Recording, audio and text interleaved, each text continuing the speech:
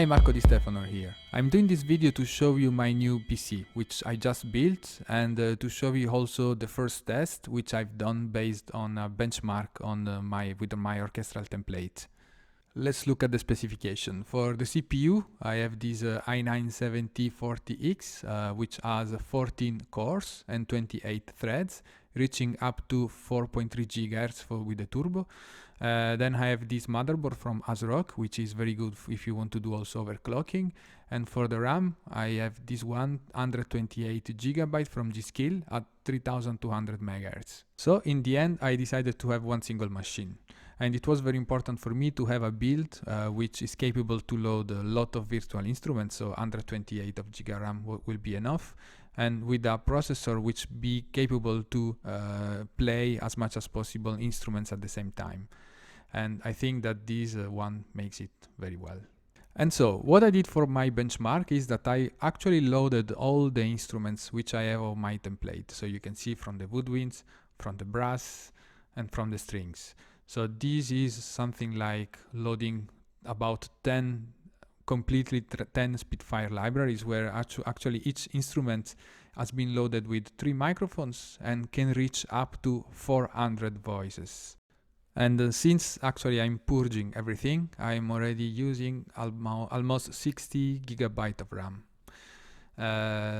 Actually in Cubase I have one track for each instrument which is playing one single note with, as you can see, with automation on the expression, modulation, and the vibrato. And this is playing like one long note, then some staccato notes, and again long staccato. And as you can see also for the staccato I have different velocity, and for the long I'm using always different articulations.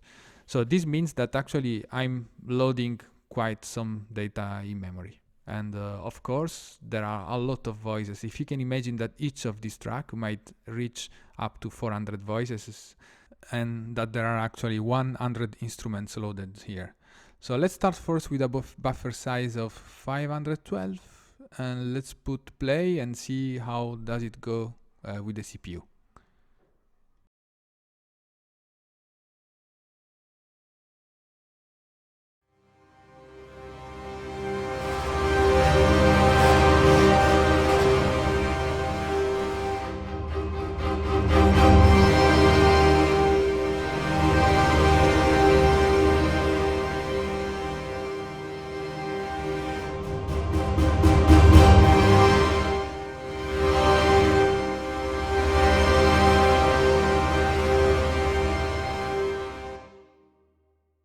So as you can see, this is a C minor chord, and the result was great. Actually, there is no pops, there is a perfect playback.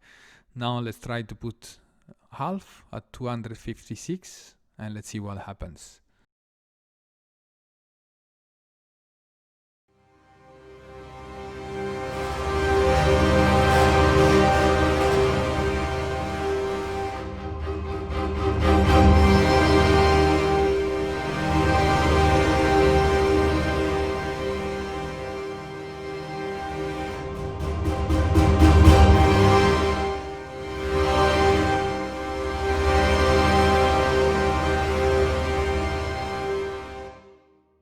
So you have seen that the CPU has a peak about 65%, but still it's great.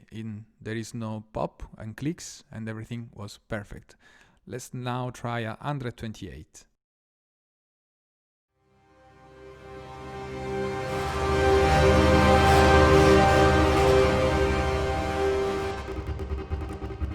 All right, and so as you can see, 128.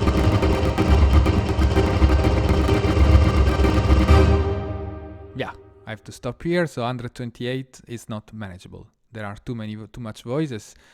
And I must admit also that when I tried this without the recording of the screen, I could see really the CPU going up to 90%. Also, so I think that OBS here is taking some part of the CPU. Then also just to show that there is also an ozone instance which is loaded here into the template.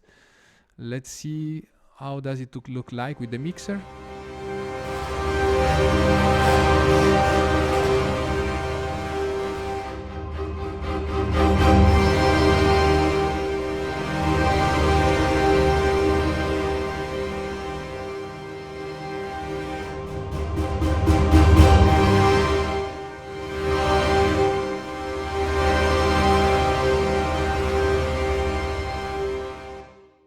Alright then, I think we can say that this CPU is incredible. This build works very great. So here we are listening to 100 instruments from Spitfire Audio, each loaded with 3 microphones and reaching up to 400 voices, polyphonic voices. So the result here is amazing. It's much more than you will ever want to do. And all this also with some reverb applied to all the different tracks, and with also one instance of ozone in the end for the mastering. And even not to say that here I'm not overclocking at all the CPU. I didn't try even yet to make overclocking. So imagine if I just overclock everything up to 4.1 GHz, which I've seen is very easy and feasible to do. So I hope that this video might be helpful for those of you like me a few months ago that are still wondering what's the best configuration to have a one single machine.